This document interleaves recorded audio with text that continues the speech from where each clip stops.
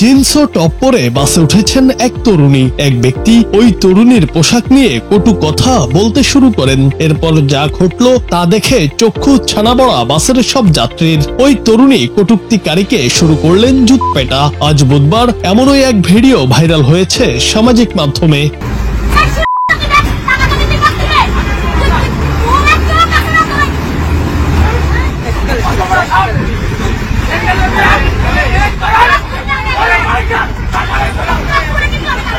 ঘটনাটি ঢাকার একটি লোকাল বাসের। ভিডিওতে দেখা গেছে পোশাক নিয়ে সামনের সিটে বসা এক ব্যক্তি ওই তরুণীকে কটু কথা বলেন। এ সময় প্রতিবাদ করে সামনে এগিয়ে যান ওই তরুণী। উত্তেজিত হয়ে বলতে থাকেন, তুই আমার পোশাক নিয়ে কেন কথা বলবি? এ সময় তরুণী তার দিকে আঙ্গুল তুলে কথা বলতে গেলে ওই ব্যক্তি তাকে থাপ্পড় মারেন। এরপর সেই তরুণীও পা থেকে জুতা খুলে এফটিং করা ব্যক্তিকে জুতপেটা করেন।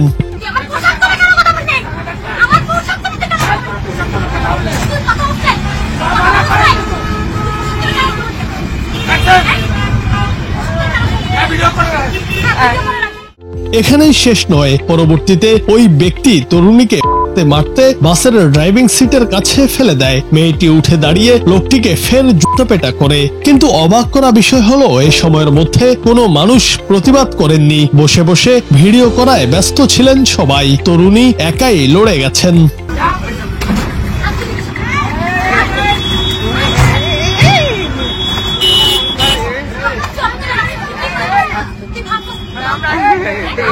ফেসবুক সহ বিভিন্ন মাধ্যমে ভিডিওটি ভাইরাল হতেই তুমুল প্রতিক্রিয়া দেখা দেয় নেটিজেনদের মাঝে। কেউ কেউ তরুণীর সমালোচনা করতে চাইছেন, তবে বেশিরভাগ মানুষই মেয়েটির সাহসের প্রশংসা করে বাহবা জানিয়েছেন।